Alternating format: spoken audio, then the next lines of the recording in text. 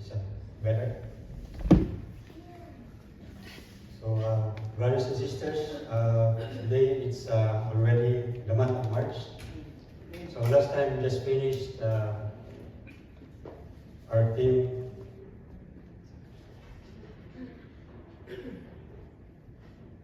about the family, and now we are going to our next theme, which is standing on mission. Because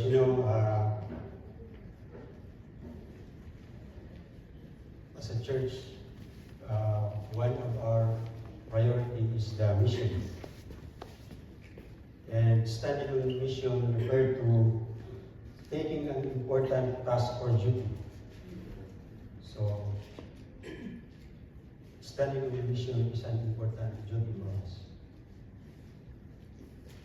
Because as a church and as Christian, we are commanded to evangelize and share the gospel. Amen? Amen.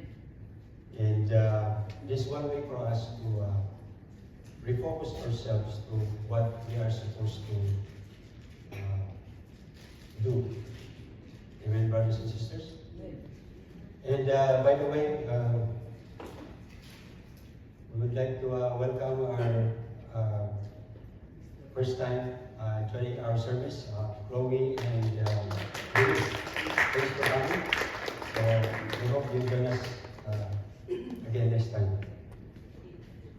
And for others who have been here for a while, welcome once again, Laura and Jesus. So, like I said, we're going back to the main mission of the church, which is to evangelize. Mission is an important assignment. According to the dictionary, it is an important assignment carried out for many reasons: political, religious, commercial purpose, right? So if you have seen a movie, like sometimes they have a mission, right? Like for example, Mission Impossible. So just like in our church, we have a mission. And in a mission, there are things that can happen. People can get hurt, right? Injured. But those who are really focused on the mission, they continue to go ahead in spite of what happened to them, right? Because they really want to accomplish what task that was given to them. And so I hope, brothers and sisters, this will motivate us to just continue, because just like we said,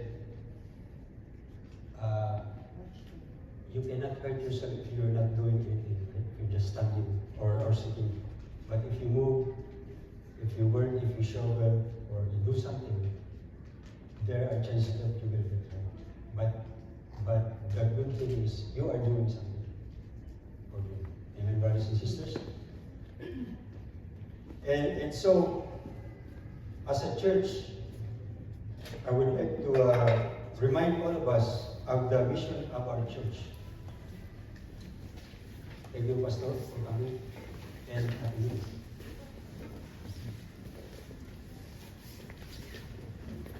Year. And to remind all of us that our main mission is the Great Commission. Amen. Is to go into the world to make disciples. Amen, brothers and sisters? Amen. And that we actively share the gospel of Jesus Christ. Gather people into communities of faith. Just like what we are doing now, we are gathering here because we want to gather people in order to hear the gospel. And teach all of us, even myself, to the teachings of the Lord Jesus Christ. Amen, brothers and sisters? And so my proposition, why we need this, today my proposition is our former condition and what God has done for us, and His predestined will for us should be enough reason and motivation for us to be standing on mission. Amen, brothers and sisters? Because we are saved to serve. As we will study in Ephesians chapter 2, verse 1 to 10. So if you have your Bible, mine in NIV, let us all stand and let us read. Ephesians chapter 2, verse 1 to 10. Made alive in Christ. As for you, you were dead in your transgressions and sins, in which you used to live when you followed the ways of this world, and of the ruler of the kingdom of the air, the Spirit who is now at work in those who are disobedient. All of us also lived among them at one time, gratifying the cravings of our flesh, and following its desires and thoughts. Like the rest, we were by nature deserving of wrath. But because of His great love for us, God, who is rich in mercy, made us alive with Christ, even when we were dead in our transgressions. It is by grace you have been saved. And God raised up with Christ and seated us with Him in the heavenly realm in Jesus Christ, in order that in the coming ages He might show the incomparable riches of His grace, expressed in His kindness to us in Christ Jesus. For it is by grace you have been saved through faith, and this is not from yourselves, it is the gift of God, not by works, so that no one can boast.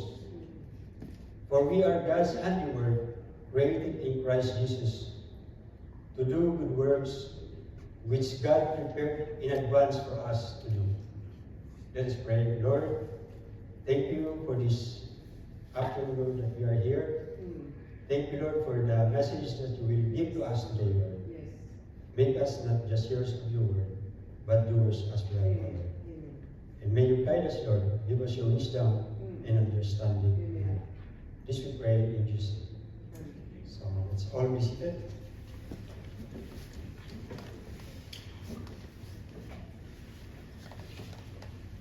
So brothers and sisters, according to Paul, in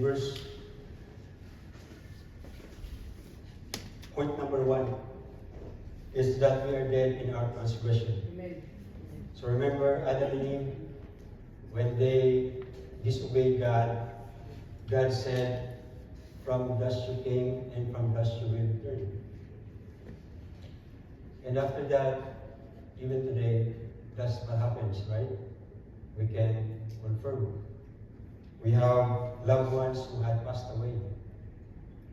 And even today, we experience sickness. And some of us are in the hospital because we experience the curse because of our disobedience, that we are all going to die.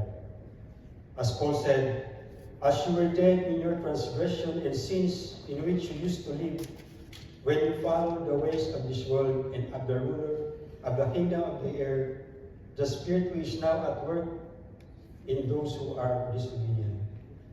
Not only that we inherited the sin of our foreparents, but as we know, even ourselves, we become corrupted.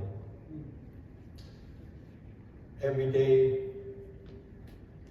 even as Christians, we can still disobey God and sin.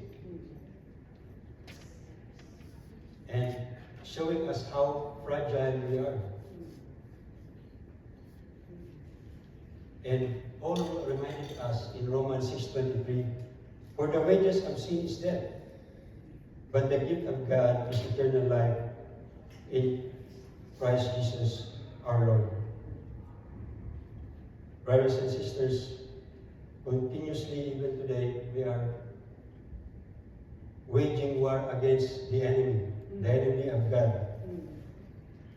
As the Bible said, those spiritual forces who are against God. And even today, that battle goes on. And we see the influence of the evil one. In the time of Jesus, if you remember, brothers and sisters, there are people who have evil spirits in their, had evil spirit in them. And we can see it manifest in what they do. Sometimes they shout, they run, they say things. It's like they are out of their mind. But even today, we see the mark of evil even in our world today. From people who rule the world, how they abuse their power, or even us. We can sometimes see the manifestation of evil in us. Amen, brothers and sisters? In other words, there is a spiritual warfare that is going on. And even in the story of the land of Israel, you know, the story in the Old Testament, there's always this disobedience and then asking for forgiveness to God, and then disobedience again. And so this continuous cycle of human weakness, disobedience against God. And we can also see that, brothers and sisters, in the example of Job, where we see that behind the scene, Satan is also working overtime to destroy us. And we see the manifestation of what he does to us when we see what happened to Job, how he got sick, and he lost everything he had. Because the devil reason, the only reason he's following you is because you are blessing him. But we see, brothers and sisters, in the example of Job, that he remained faithful. And we see that God was faithful to him in the end. And God blessed him. And so we are all sinners. And 1 John 1:8 reminds us, if we claim to be without sin, we deceive ourselves, and the truth is not in us. And dear brothers and sisters, as Christians, we know our former lives. We know how we used to follow the ways of this world, right? That when we do things, we always think about ourselves, right? Whatever our ambition, whatever we want to have at the moment, it's always for us. Because that is our nature. According to Paul in verse 3, we have the human nature. All of us also live among them at one time, gratifying the craving of our flesh, and following its desires and thoughts like the rest. We were by nature deserving wrath. Just like I said, brothers and sisters, not only that we have inherited the sin of our parents, but also our personal sin.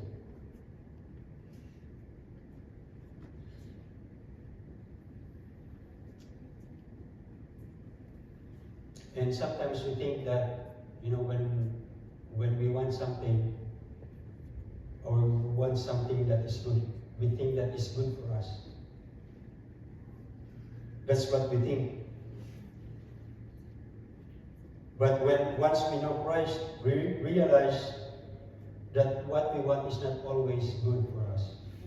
Amen, brothers and sisters? We begin to think whether what we do is pleasing or not pleasing to God. And the Bible confirms that in Proverbs 4:12.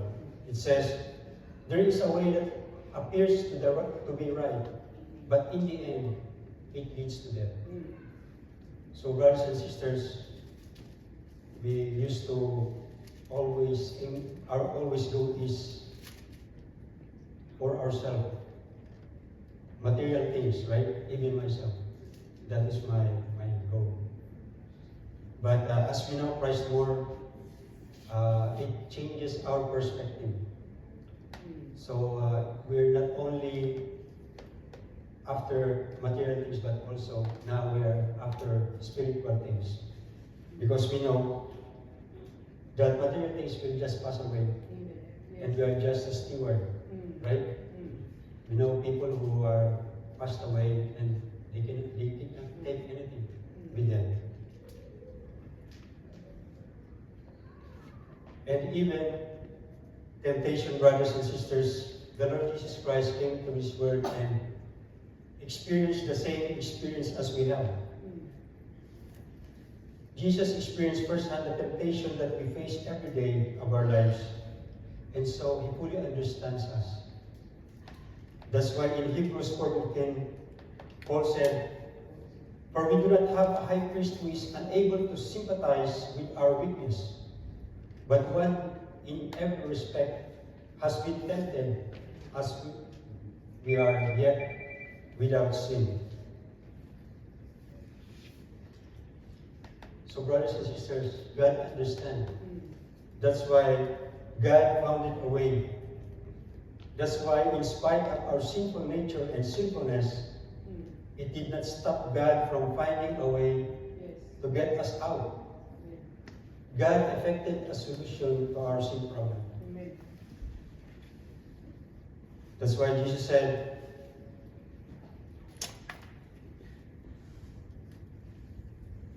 "Very truly, I tell you," to Nicodemus, "unless they are born again, no one can see the kingdom unless they are born again." Amen, brothers and sisters? So God found a way that being born again is a way for us to escape from the wrath of our sinful nature. That we cannot be redeemed unless we are born again. Or born from above. You know, brothers and sisters, the concept of rebirth is important to us. We all, as human beings, we know that, when somebody gets pregnant and giving birth, we know that it's painful, right? So even though we will not experience the pain, just by the reaction in the face, we know it's very painful. But you know, brothers and sisters, that example is also similar to what God has done. That, before a child is born, there is a painful pain. There's a pain in giving birth. So in the same way, here the pain is on the parents, right? In the same way, God also suffered in the form of the Lord Jesus Christ, dying on the cross, which produces rebirth and change in those who turn to Him for salvation. Amen, brothers and sisters? So in similar way, the Lord Jesus Christ has to suffer in order to take our sin and cleanse all of us. Isn't that amazing, brothers and sisters? That's why I commend my mother for giving birth to me. That even though it was painful, I know that when I was born, there is a smile on her face to see me, that here is my son. And I know, brothers and sisters, even the Lord God has the same, I think, experience, right? That when we are in our transgression, He is heartbroken. But the moment we come back to Him, God is smiling, right? The Bible said, the heavens rejoice when one sinner repents. Isn't that amazing, brothers and sisters? That's why Paul said in verse 4, it is by God's grace, but because of His great love for us, God who is rich in mercy made us alive with Christ even when we were dead in transgressions. It is by grace you have been saved. Amen, brothers and sisters? Because sabi nga, your faith is not sufficient if there is no grace of God. Right? We have faith in God because God first has the grace to save us. Para iligtas tayo. Amen, brothers and sisters? And one thing about God is that He is merciful to anyone. In Romans 9:15, He says to Moses, I will have mercy to whom I have mercy. I will have compassion to whom I have compassion. You know, it's different from us, brothers and sisters, that sometimes we tend to get picky of who we want to have compassion, right? But the good news, brothers and sisters, is God's compassion is not like ours.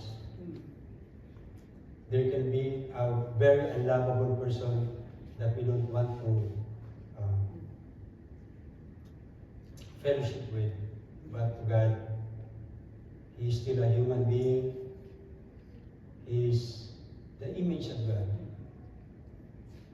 Amen, brothers and sisters? That is why Paul reminded us in Romans 5:8, but God shows His love for us, that even while we were still sinners, Christ died for us. Amen, brothers and sisters? So this reminded me of myself, of my sinfulness before I became Christian. And there are instances in my life that probably I went to an accident and I've died soon. But one thing I think is probably God's will, because He wants to give me time to repent and be reconciled. Amen, brothers and sisters? And same with you. Maybe you are here, or there's a time in your life that God spared you because God wants to have a time with you, an intimate conversation with you. Amen, brothers and sisters. All of us have each and his own experience in life, in meeting God. How amazing God is. Amen, brothers and sisters.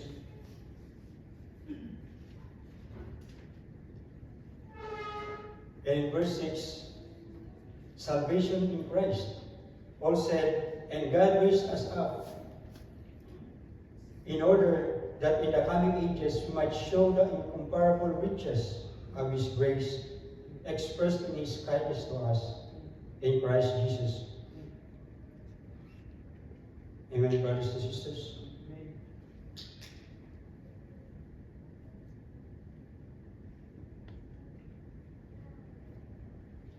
Because there's so much that the Lord Jesus Christ had suffered. He suffered for us. That's why Paul said in Romans 8:37-39, no, in all things we are more than conquerors through Him who loved us. For I am convinced that neither death nor life, neither angels nor demons, neither the present nor the future, nor any powers, neither height nor depth, nor anything else on all creation will be able to separate us from the love of God that is in Christ Jesus our Lord. Amen, brothers and sisters. Isn't that the good news? That even though our response may not be as intimate as God, we see here how He really cares for us. And once we are with Him, we are saved. No one can separate us from the love of God. Amen, brothers and sisters. Praise God. And in 1 John, it reminded us, in 1 John 5:13, I write these things to you who believe in the name of the Son of God, so that you may know that you have eternal life. So the good news, brothers and sisters, is because of our relationship with the Lord Jesus Christ, our relationship with God, we have eternal life. And so Paul said that we are saved by grace through faith. Paul said in verse 8, "For it is by grace you have been saved through faith. This not from yourselves, it is the gift of God, not by the works, by works, so that no one can boast." Amen, brothers and sisters. You know, one time, Paul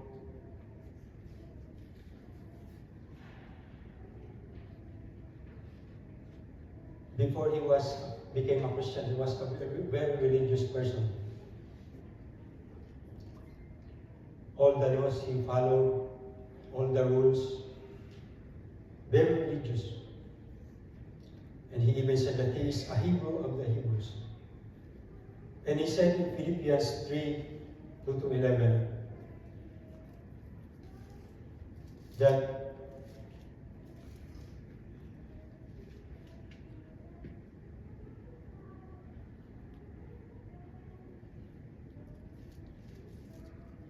he has no confidence in himself, but he has the confidence in the Lord Jesus Christ.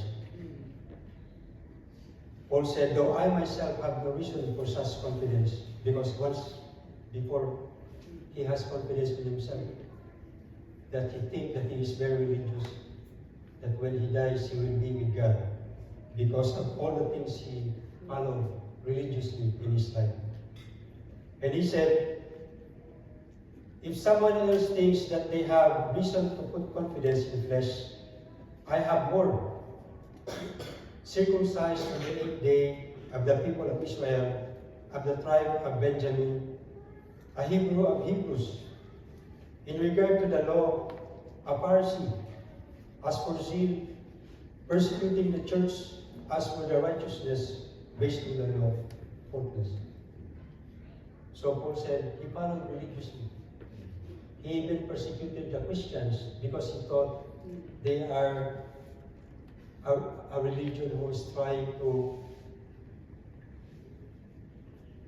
change their religion as a Jew. But then when he became a Christian, brothers and sisters, he had a change of mind. He came into our realization of what he thought was right was wrong. In verse 7 he said, Philippians 3 verse 7, "But whatever were gains to me, I now consider it loss to the sake of Christ.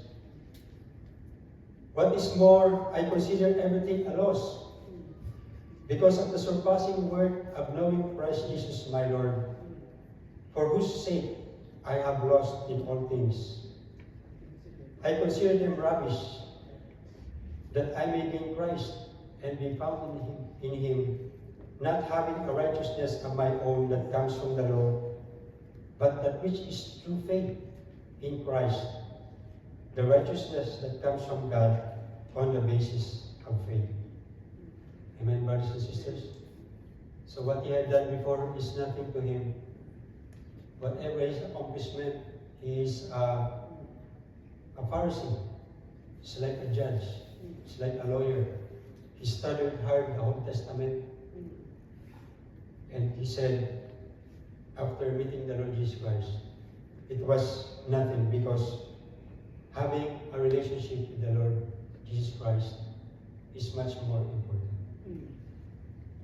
I want to know Christ, yes, to know the power of his resurrection and participation in his sufferings, becoming like him in his death, and so somehow attaining to the resurrection from the dead.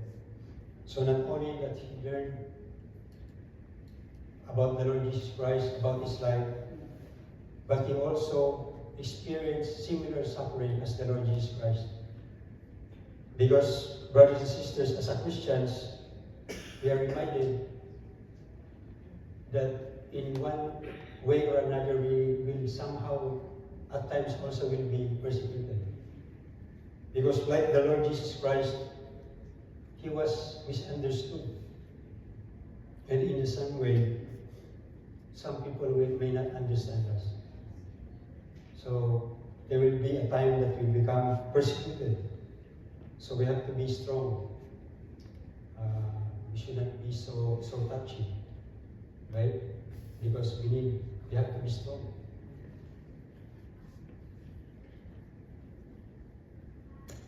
So here, brothers and sisters, Paul said that salvation is entirely dependent on the grace of God, not the human efforts. Amen, brothers and sisters? For it is by grace you have been saved through faith. It is not from yourself, it is a gift of God. However, brothers and sisters, sometimes, even in the church, even in Christianity itself, sometimes there is an overemphasis on grace. That sometimes people forget what our task is when we become a Christian. In verse 10, we are God's handiwork to do good works. For we are God's handiwork, created in Christ Jesus to do good works, which God prepared in advance for us to do. Amen, brothers and sisters? That now that we are a Christian, now we have to do what God has commanded us to do His will. Good works do not give us salvation, but they are absolutely meant to be the result of salvation. Amen, brothers and sisters? That when we are truly saved, the good works that we have is a manifestation of our faith. Amen? You know, it's just like, so as a Christian, it should manifest in us. Because we are God's diplomat in this world, right? We represent God everywhere we go. And whatever we are to them, it will give them an impression of God in us. So we have to be a good witness, right? Amen. Just like that old commercial, Wendy's commercial. So there was a nice burger, very nice bread. But when you open the burger, there's no meat. And the other lady said, "Where is the meat?" And so, brothers and sisters, that is the same for us as Christians, that we tell ourselves we are a Christian. But the question is, where is the meat? Where is the new man?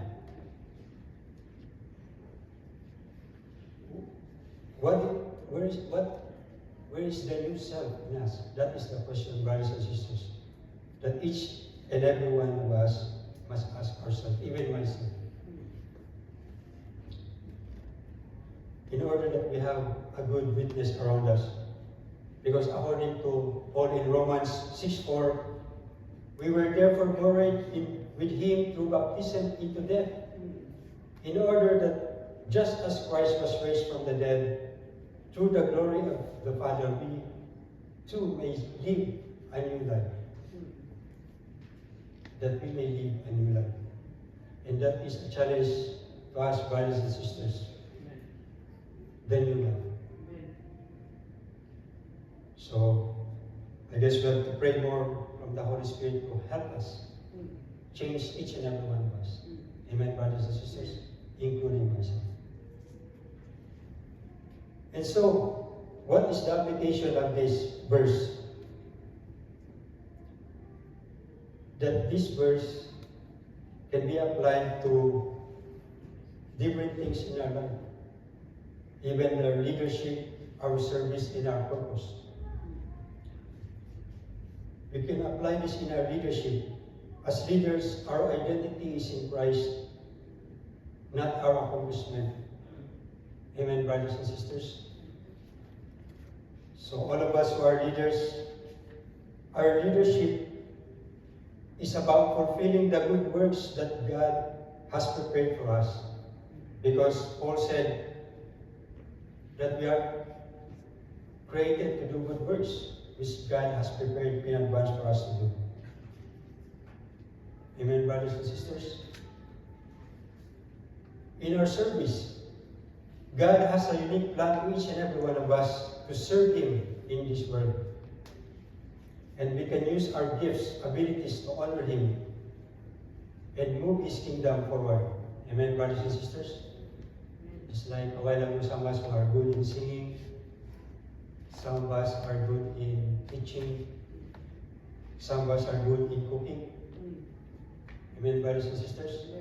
That is part of our ministry because, if you remember Jesus, He's not only teaching, but He also going to weddings, parties, and He interact with people.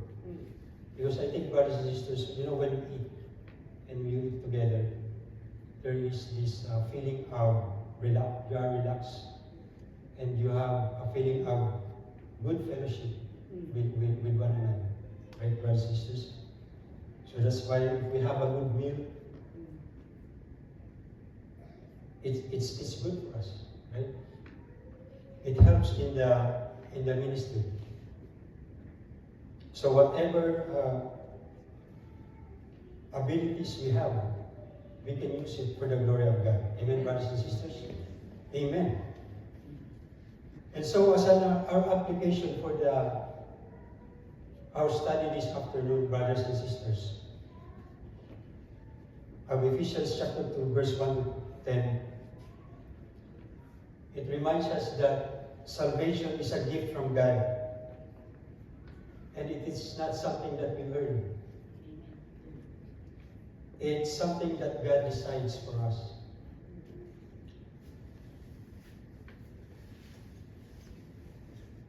And that explains the relationship between God, God's grace, and sometimes our lack of obedience and our salvation.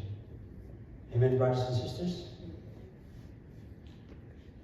So, therefore, we should have humility.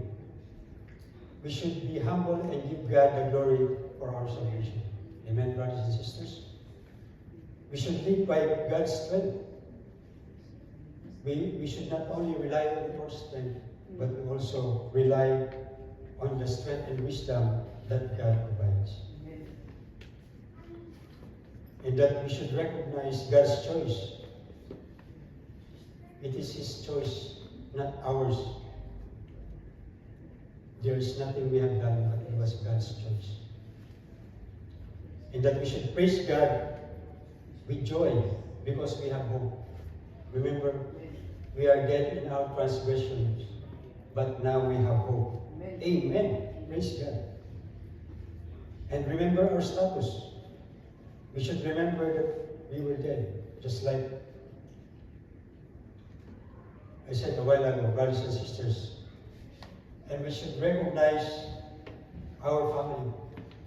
Our church is like a family, brothers and sisters. All Christians are part of the same family, the family of God. Amen, brothers and sisters? And that we should recognize our purpose. We are created in Christ Jesus to do good works, which God prepared beforehand for us. So we have a lot to do, brothers and sisters. Amen? So we should save our strength into fulfilling God's mission for us. Amen? So in conclusion, brothers and sisters, we need to share the gospel because we are the recipient of God's grace. So we should share the blessing, right? When you are blessed, you share the blessing.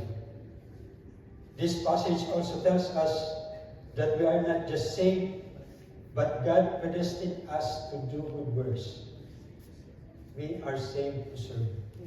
Amen, brothers and sisters. And finally, and that is to live a holy life pleasing to God and actively do what God has commanded us, which is the Great Commission, brothers and sisters, making the disciple of all nations. And in order for us to be an effective discipler, is if we are a good disciple ourselves, imitator of the Lord Jesus Christ. Amen. Amen, brothers and sisters. So I hope this message will be a reminder to all of us. Let us pray. Lord, we thank you for this message that we received today. We thank you, Lord, for your grace. We thank you, Lord, for your mercy. We thank you, Lord, for reminding us that it is you who made this all possible. And that only what we need to do is to respond, to be faithful to you, O Lord. But our faith is not enough without your grace, O Lord. Thank you, Lord, for reminding us of your grace. Just like you being graceful to us, Lord, give us the heart to be graceful to others as well, O Lord. We thank you, Lord, for forgiving us, O Lord. And give us the heart, O Lord, to be forgiving as well, even in the church. We thank you and we praise you in Jesus' name.